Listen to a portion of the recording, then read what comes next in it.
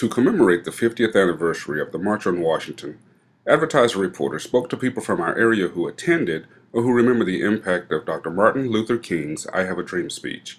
Here, we speak to the Reverend Robert Gratz. I had been involved since the very beginning of the modern civil rights movement, and had taken part in virtually every phase of the movement in one way or another. And this was, the culmination of the drive to bring people together across racial and ethnic lines to take part in one movement dealing with a whole laundry list of problems. And the promise that this gave, having a massive crowd come to Washington to speak as one voice, black and white and so forth, the promise was, this might really finally shake up the Congress and shake up the nation and get things moving again. Sharice Peters, an associate provost and vice president for enrollment management at Alabama State University, attended the march with her father.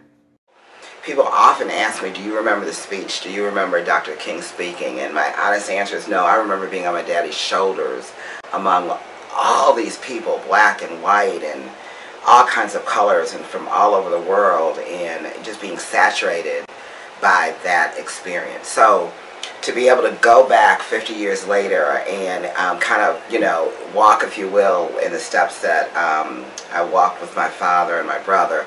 And my brother, by the way, is also going to be at the march. So we're meeting, and we're going to kind of be there together. And I think that's going to be real special. Noted civil rights attorney Fred Gray was unable to attend the march, but recalls the impact of King's speech. See, the speech has different purposes for different people. The group who were there, who needed to go back to their communities, they were energized to go and do everything they could to have jobs and to bring about freedom. But the speech was also designed for your leaders, for the leaders to know that here is a group of folks from all over the nation who will no longer stand for being mistreated.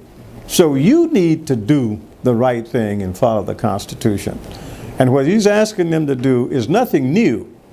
He's asking them simply to do what the Constitution and the laws say do.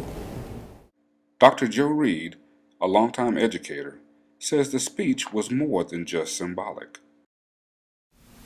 The civil rights movement, the March on Washington, was not isolated. It was not an island of itself. I said it galvanized the entire nation. And whites have to ask themselves too, what do you think of the speech?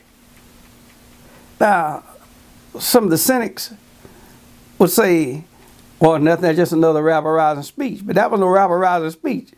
That was a speech that called to action. That was a galvanizing speech, calling the nation to action and making the nation look at itself. These students will be in D.C. this weekend and say there are things young people can do to advance the dream. To get there, I think first, our young black men need to start putting their pants up so we'll be taken seriously, okay? And vote. Go vote. Your voice is not heard. No one knows what you're thinking until you voice your opinion. What he fought for, we have made progress, and I'll say at least 85%, but there's 15% that can still be done with the thinking and who we are today. So we continue to move forward in our thinking. We continue to remember our past and what happened. We won't repeat it.